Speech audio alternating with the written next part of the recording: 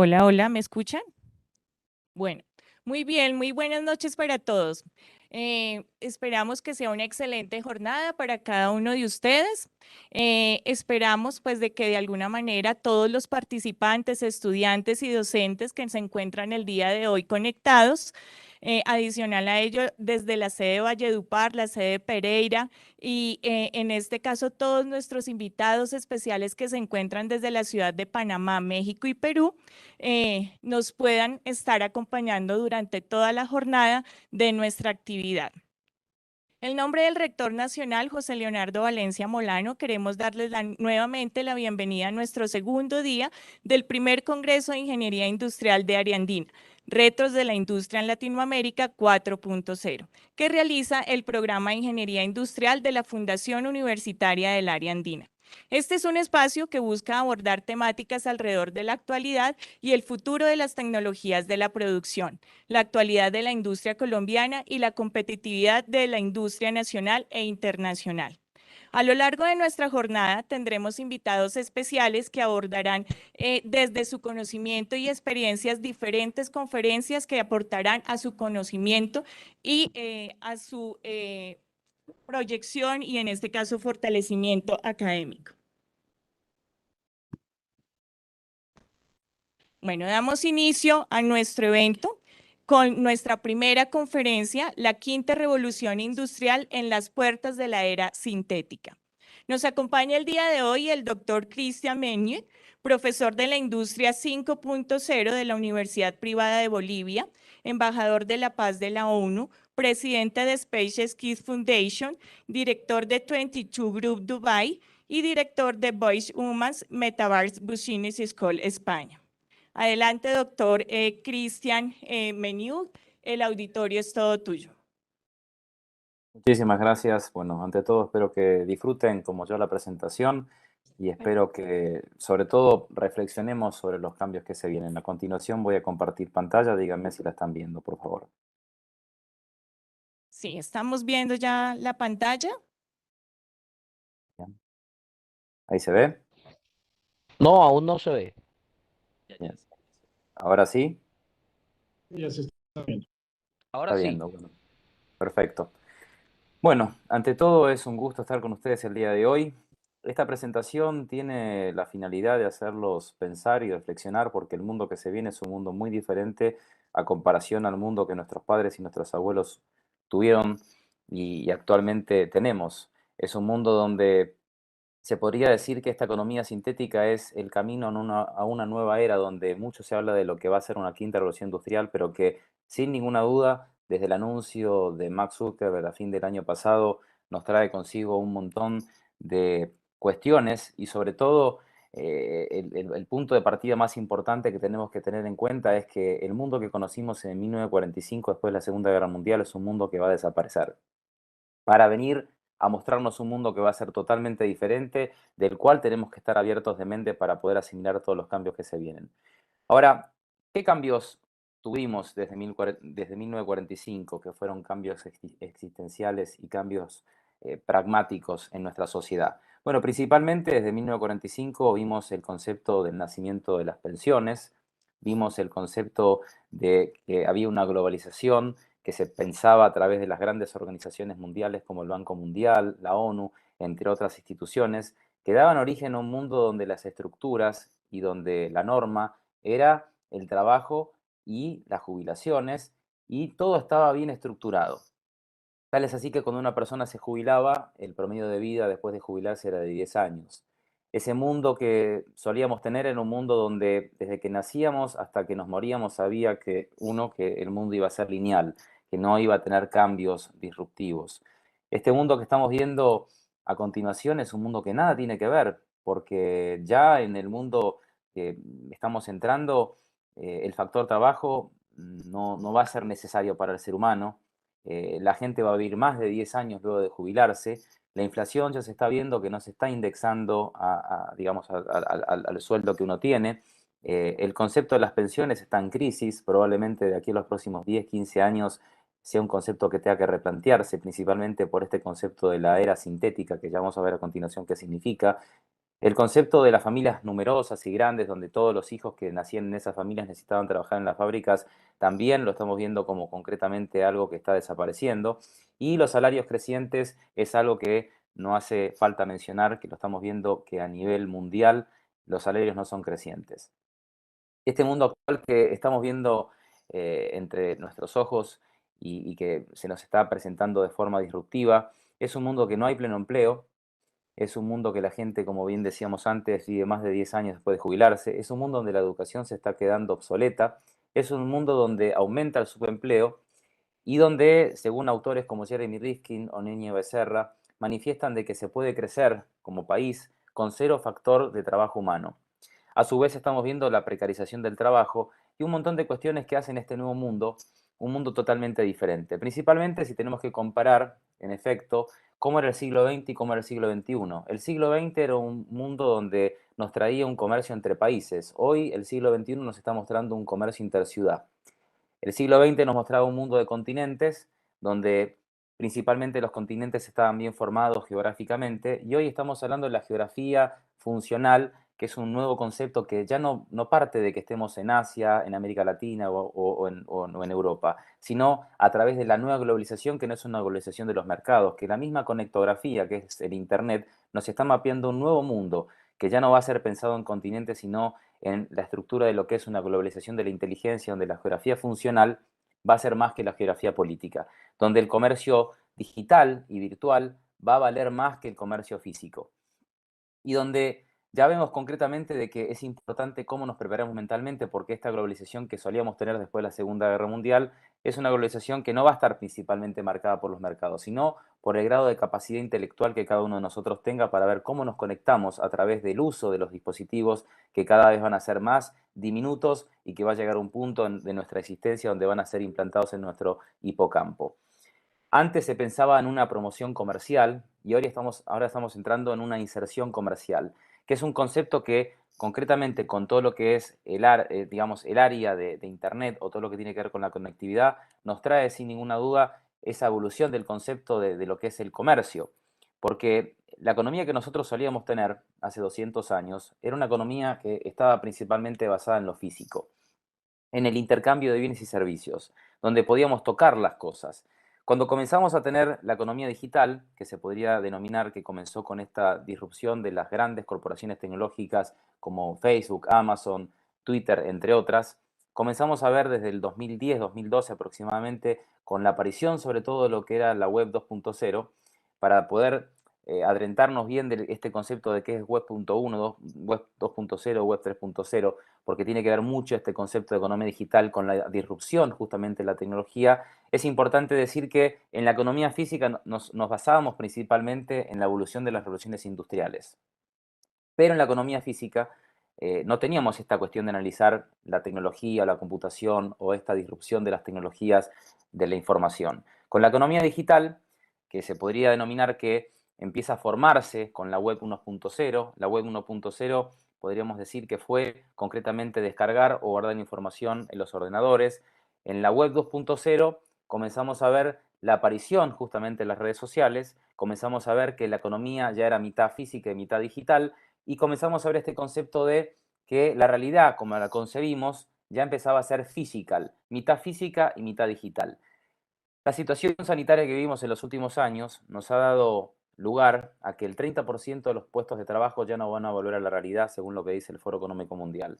Y con respecto a lo que se viene, que es una economía totalmente diferente y disruptiva, que como bien les decía, desde el anuncio de Max Zuckerberg el año pasado, da como lugar a lo que se va a denominar una vida sintética y una economía sintética, que de la mano va a venir con este concepto que se viene hablando de hace unos 5 o 6 años, que es la quinta revolución industrial. En América Latina nosotros estamos todavía hablando de la cuarta revolución industrial, pero si nos vamos a China, nos vamos a India, nos vamos a Estados Unidos, nos vamos a Japón, ya se está hablando de una quinta revolución industrial. Y a su vez estamos hablando de una era sintética. Y a su vez estamos hablando de una economía 3.0, que son muchos conceptos que para tratar de hacer una sinapsis de todos esos conceptos trataré de ser lo más específico y no irme por la tangente para que ustedes se queden con los conceptos más importantes y trascendentales para lo que ustedes hagan. Como bien les decía, esa economía digital, comenzamos a ver un intercambio de bienes y servicios, pero ya digitales, y empieza a verse esa fusión con la economía física, y con la situación sanitaria comenzamos a ver cómo la economía digital comenzaba a superar la economía física. En esta economía sintética trae consigo un montón de desafíos de manera tal que estamos viendo que las características que trae esta economía sintética, bueno, va a hacer que la tecnología se vuelva omnipresente, que esté en todos lados, que prácticamente ya la división global de cómo se distribuye la economía global ya no esté pensada en quiénes son ricos y pobres, sino en aquellos que tengan el poder de desarrollar la tecnología y de sobre todo entender que el dato, como bien se dice, es el petróleo, pero principalmente va a ser la forma en que vamos a un nuevo mundo, como dice Yuval Harari, donde todo a través del dato va a permitir que los que tengan el dato tengan el poder que tenía Dios al momento de crear la humanidad, porque se va a poder predecir las cosas antes de que sucedan y se le va a dar el poder militar a los países que tengan desarrollo tecnológico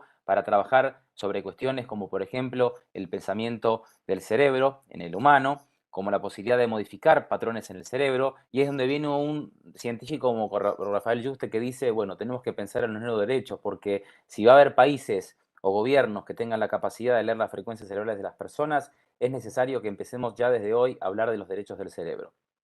Estas características de este mundo sintético trae consigo la inteligencia artificial, que para muchos no se va a llegar a la singularidad tecnológica, es que con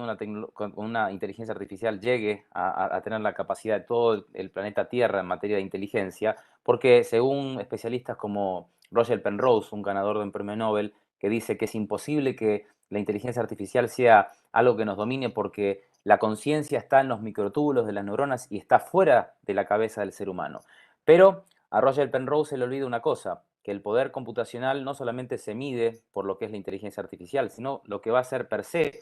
el poder de la computación cuántica. Y la fusión de la computación cuántica con la fusión de la inteligencia artificial le va a dar vida no solamente a las conciencias en las inteligencias artificiales, sino también a lo que va a ser eventualmente este concepto que hoy es muy marketingiano y que se podría decir que estamos a muchos años, prácticamente algunos dicen 10, otros 15, que es el metaverso, y es el nacimiento de esa era sintética, pero que sin ninguna duda, para llegar a eso necesitamos 1000 veces más poder computacional para que le dé vida a esa vida sintética o a ese mundo artificial, donde prácticamente las inteligencias artificiales van a ser aquellas las que lideren en ese mundo que va a ser más artificial que humano. Las guerras biotecnológicas van a traer consigo un montón de desafíos en materia de que ya hoy la inteligencia artificial, como bien les decía, es un arma que no es para preocuparse en materia de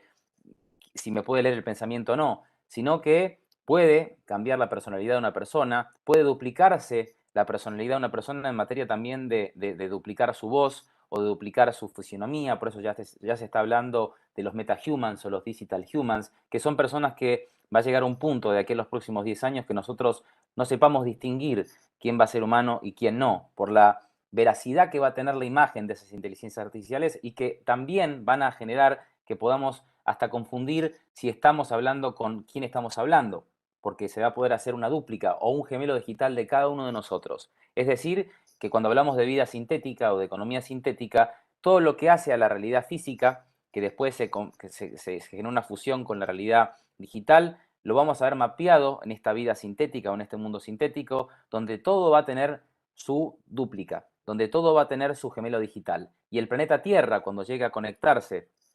a través del 6G, que ya China acaba de lanzar su satélite hace unos meses, que eso sí va a ser más importante que lo que es el 5G, porque lo que produce el 6G es que no haya latencia. Entonces, al no haber latencia, eso va a generar, en efecto, que todo se genere a un aspecto de que cuando uno cierre el ojo y lo vuelva a abrir, pueda entrar a una realidad que no sea la realidad en la que hoy uno está. Entonces, esto va a implicar un cambio significativo en la forma de pensar y en la forma de analizar la realidad.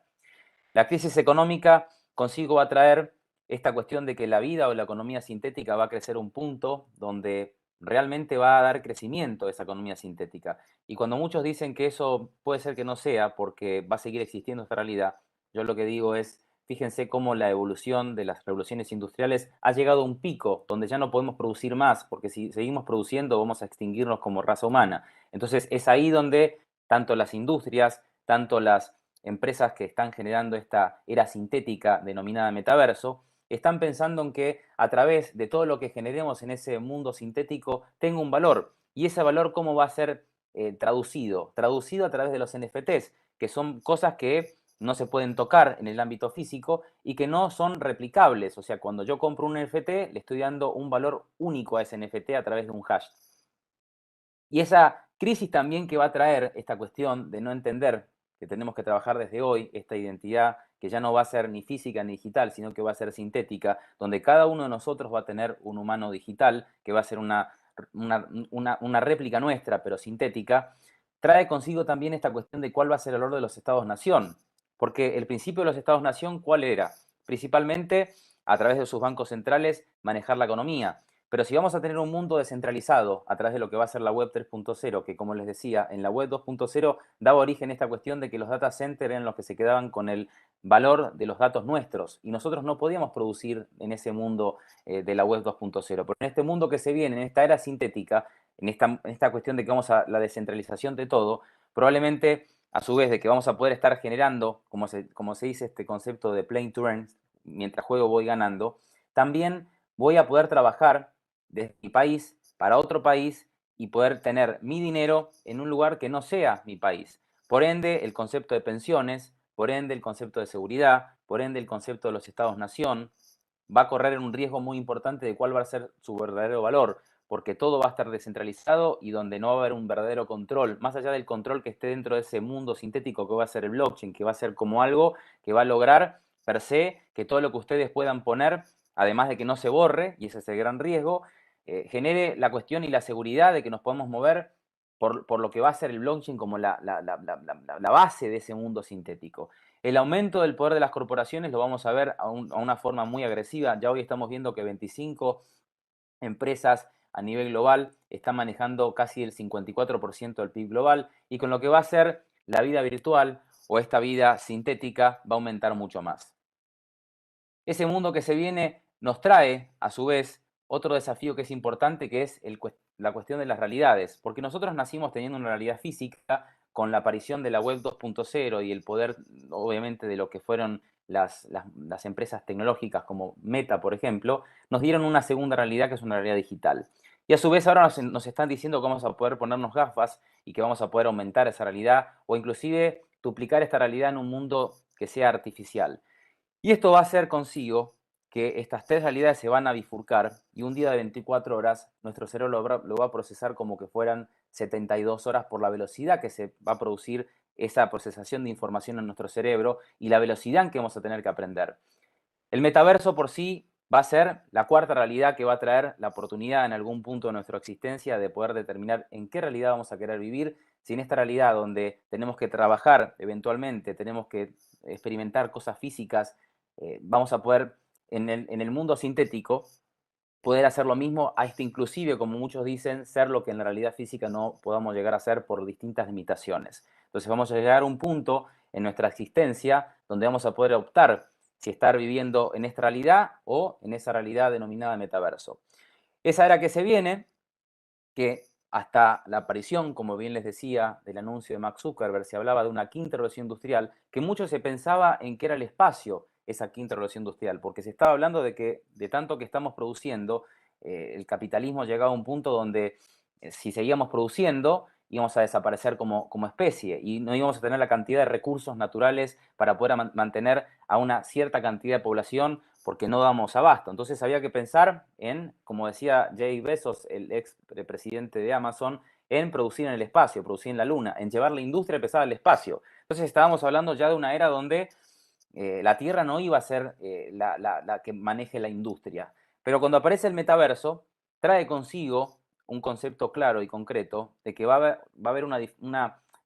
complementariedad con el espacio.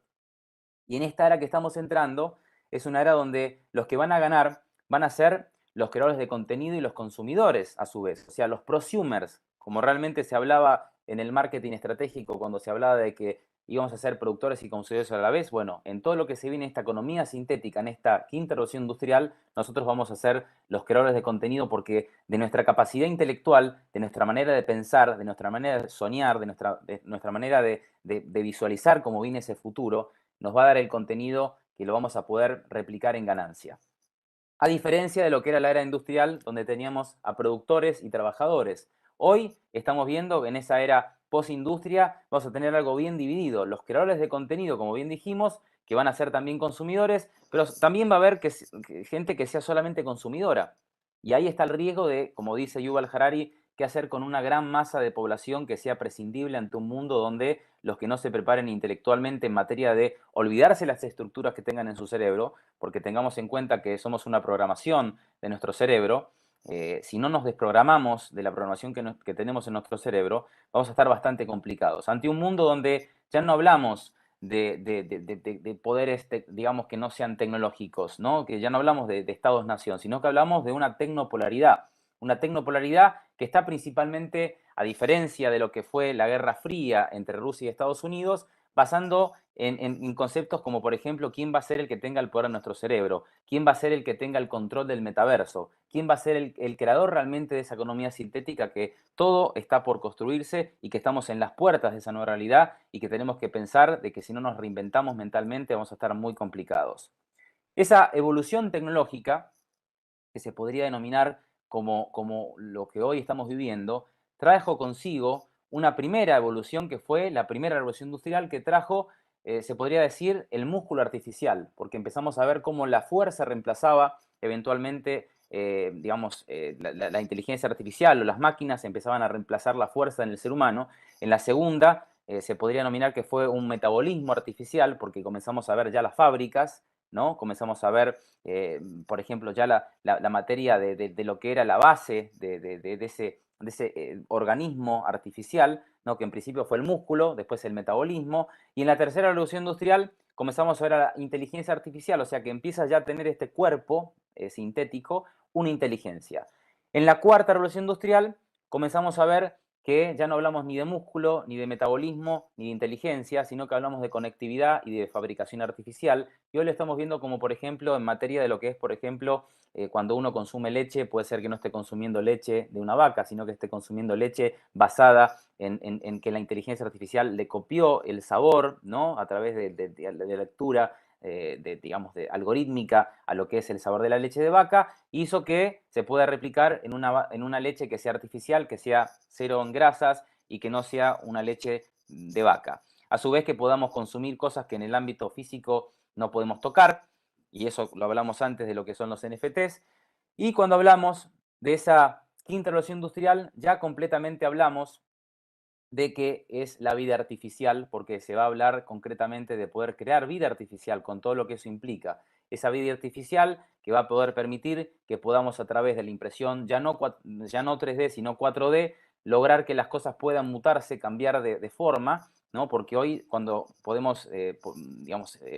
imprimir algo, lo imprimimos, pero sabemos que va a ser eso para toda la vida. En la impresión 4D, porque vamos a poder entrar dentro de los átomos. Y para los que no lo saben, nosotros estamos compuestos por 50 trillones de átomos. Cada átomo de nuestro cuerpo se podría decir que el 99% del mismo está vacío. Con la impresión 4D nosotros vamos a poder meter información en los átomos que de por sí el 99% están vacíos y cambiar la estructura de la materia e imprimir algo que pueda mutarse en diferentes etapas, que por ejemplo en un momento pasa a ser una cama, en otro momento pasa a ser una silla. O sea que sinceramente la vida artificial no solamente va a ser tener humanos digitales alrededor nuestro, sino también crear cosas que se puedan cambiar en tiempo real, con todo lo que eso implica. A su vez, toda esta realidad que trae consigo esta nueva tecnología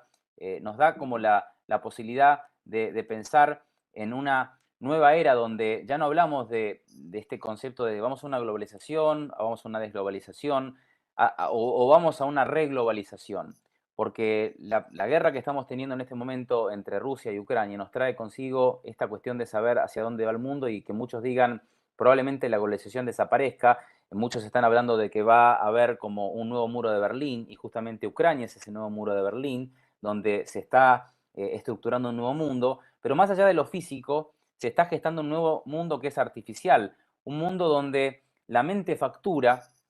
va a ser más importante que la materia, donde un científico del conocimiento va a ser más potable en un país que cualquier otra cosa, y en una economía que ya no va a ser la del tener, sino que va a ser la del ser, que es una economía donde lo que más va a prevalecer va a ser cómo me sienta cuando consumo algo, no porque lo estoy consumiendo, sino porque la experiencia, y si no, fíjense hoy los millennials que prefieren viajar a comprarse una casa, en esto que es el mundo sintético, la vida sintética, trae la oportunidad de poder hacernos sentir mejor, comprar algo que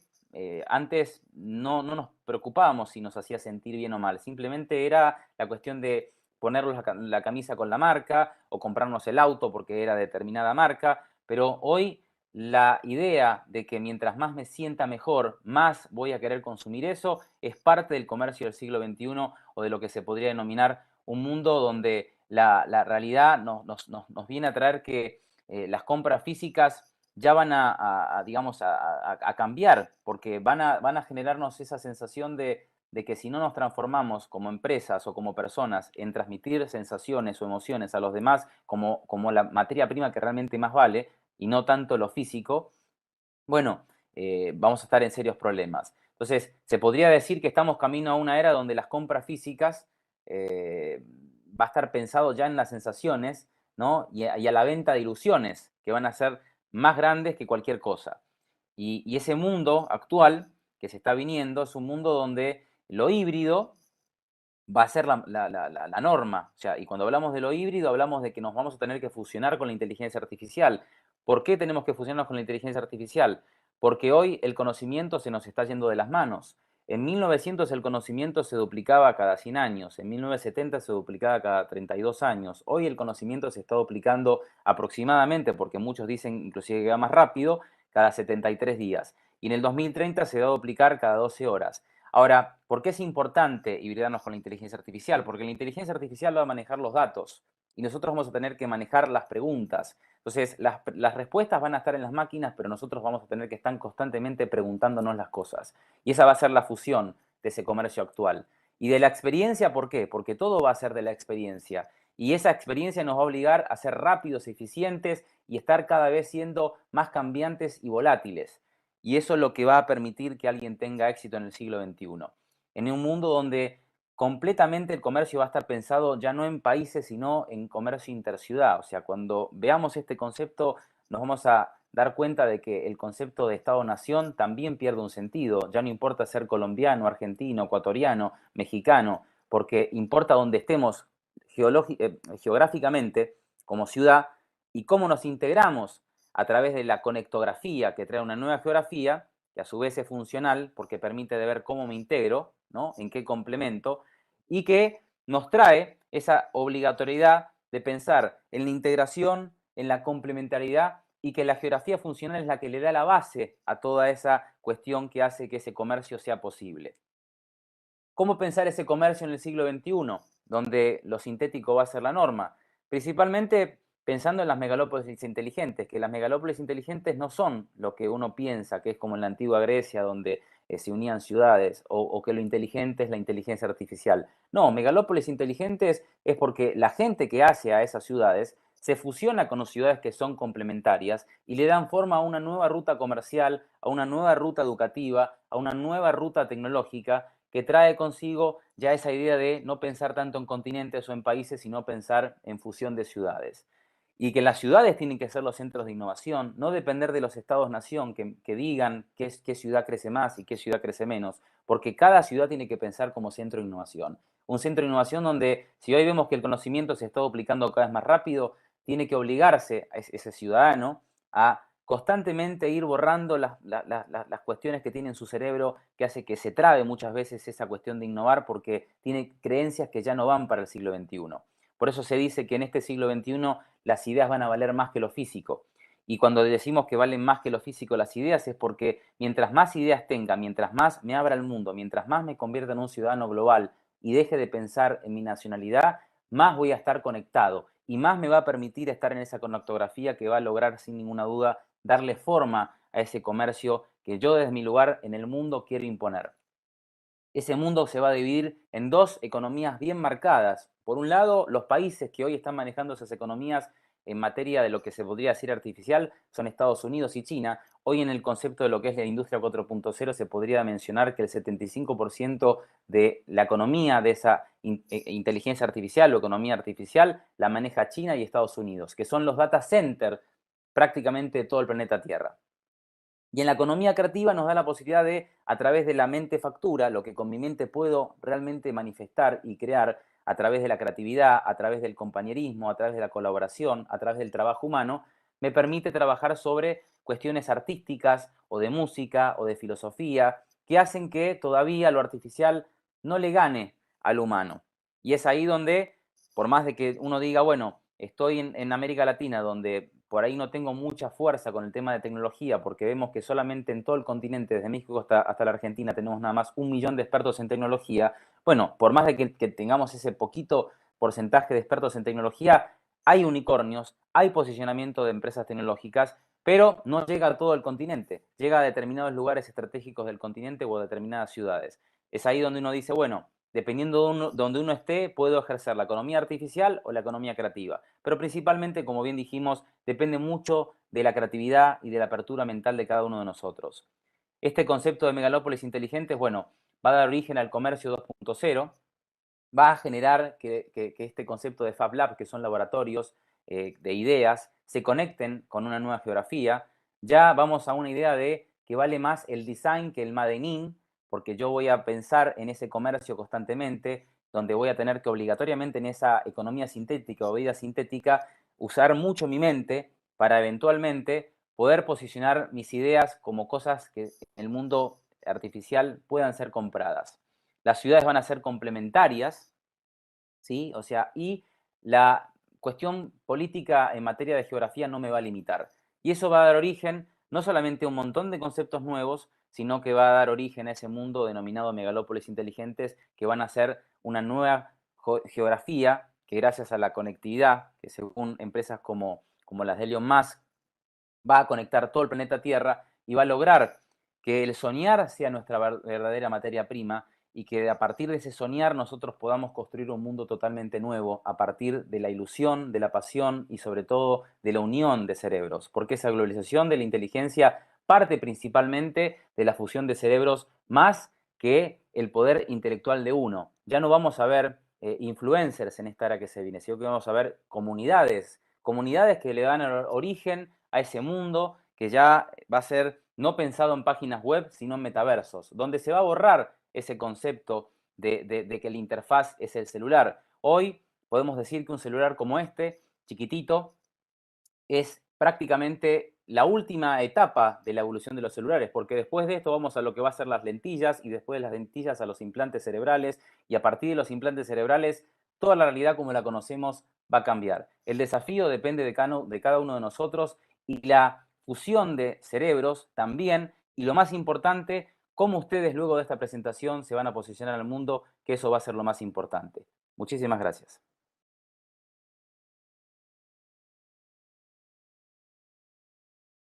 Bueno, muchísimas gracias, doctor Cristian, por compartir este conocimiento con cada uno de los participantes que tenemos el día de hoy. Vamos ahora con la sección de preguntas. Entonces, adelante, ingeniero Carlos, con las preguntas que tiene nuestro público en nuestro chat virtual. Bien, nuevamente muchas gracias, doctor Cristian Meniú. Para la universidad, antes de pasar a las preguntas, ha sido muy importante y ha sido un reto poder contar con el tiempo del doctor Cristian Meniú, como ustedes pudieron escuchar de la ingeniera Claudia Ramírez. Es una persona que tiene muchas ocupaciones a nivel global y ha tenido la disposición de estar con nosotros estos 30 minutos. Tenemos una gran cantidad de preguntas en el chat, en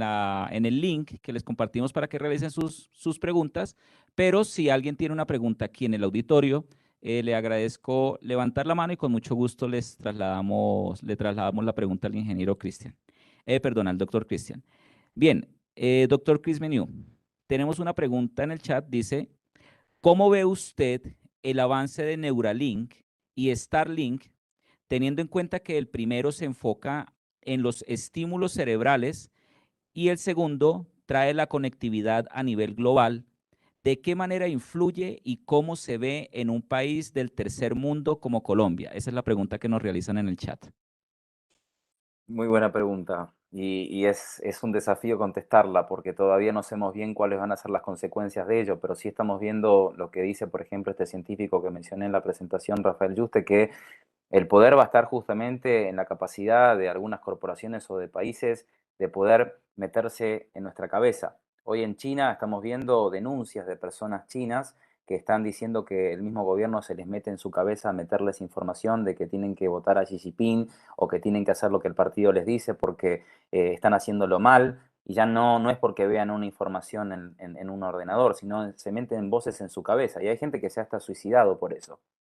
Entonces, ya hoy estamos hablando de un mundo donde va a haber muchas armas psicotrónicas, ¿no? Esas armas psicotrónicas que se van a poder mandar informaciones a través de las antenas 5G, que esto no es nada conspiranoico, porque si bien es verdad que las antenas 5G, en base por lo menos a investigaciones que he tomado el tiempo de investigar, no producen cáncer, lo que sí es verdad es que todo lo que es la tecnología 5G es la misma que se ha utilizado en la Segunda Guerra Mundial. A través de lo que es el sonido, se puede alejar una gran masa de personas que reclaman sobre algo porque sienten que algo les quema en la cabeza, entonces salen corriendo. La realidad es que, como bien decía la televidente, lo que produce esta fusión de las antenas de Elon Musk con los implantes de Elon Musk, muchos están diciendo que esas antenas van a manejar a través de frecuencias electromagnéticas a esos implantes y que van a lograr que veamos un mundo de zombies manejados por las antenas de Elon Musk. Pero la cuestión más fáctica o más real de todo lo que se está viendo hasta hoy es que tenemos a disposición lo que es la tecnología de la información, que es Google, que si bien está sesgada por muchas cuestiones, pero que nos permite estar como preparados para ese mundo donde si no nos reinventamos mentalmente vamos a estar en serios problemas, y donde sí, cuando veamos al primer humano con un implante en su hipocampo, ahí este mundo que conocíamos de humanos ya divididos en clases sociales va a cambiar por un mundo dividido en castas tecnológicas. Y cuando eso suceda,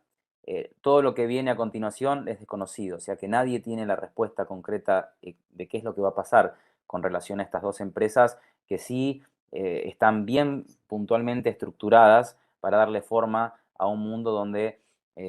concretamente el desafío va a ser diario y donde la guerra es personal, donde tenemos que prepararnos a una guerra personal, de prepararnos mentalmente, físicamente, espiritualmente, a un mundo que nadie nos dijo que teníamos que estar preparados. Y ahí está el desafío de cada uno. Ya no hay una respuesta concreta en qué es lo que va a pasar con esta simbiosis de estas dos empresas. Lo que sí es verdad es que va a haber una división, que hoy la estamos viendo en tecnología, con países que tienen la capacidad de desarrollar tecnología y otros que son adopters de esa tecnología, y que al ser adopter me hace ser un esclavo o un fiel sirviente de esos países que me proveen esa tecnología, cuando tendríamos que ser cada uno de nosotros los creadores de tecnología, no ser adopter de tecnología. Y en ese mundo que se viene, que es el mundo que tenemos de aquí pensado en los próximos 10, 15 años, es un mundo que al tener la información nos permite por lo menos saber concretamente qué es lo que va a pasar. O sea que para responder la pregunta diría, hay que prepararse desde la información, no hay que tener miedo y estar preparados desde hoy a un mundo que nadie está preparado para vivir. Excelente, doctor. Muchas gracias. Vamos a compartir una pregunta más del chat. Hay varias muy interesantes, pero creo que esta nos va a dar un buen tema. Preguntan, mientras que crece el mundo digital, va creciendo la necesidad de almacenar datos.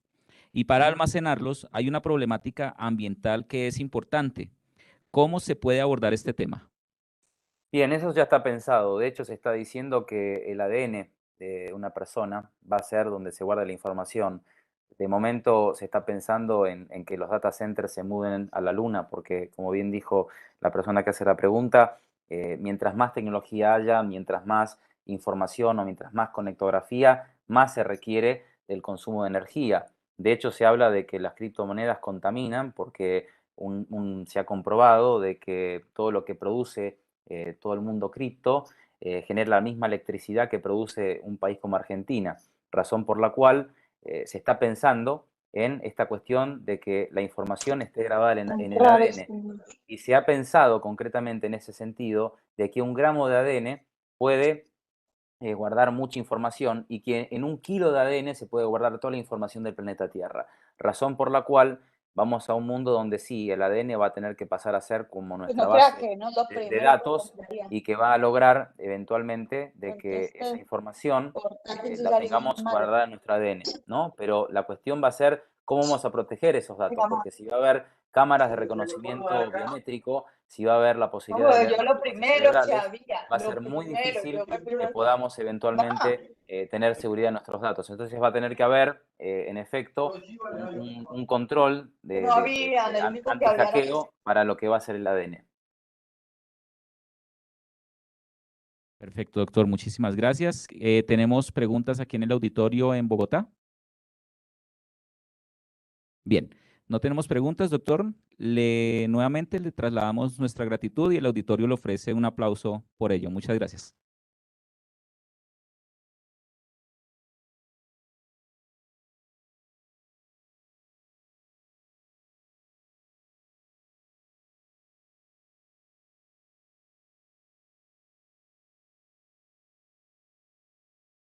Bueno, muchachos, muchísimas gracias por su participación. Vamos a ingresar a un break de 10 minutos y nuevamente regresamos para nuestra siguiente conferencia. Muchísimas gracias.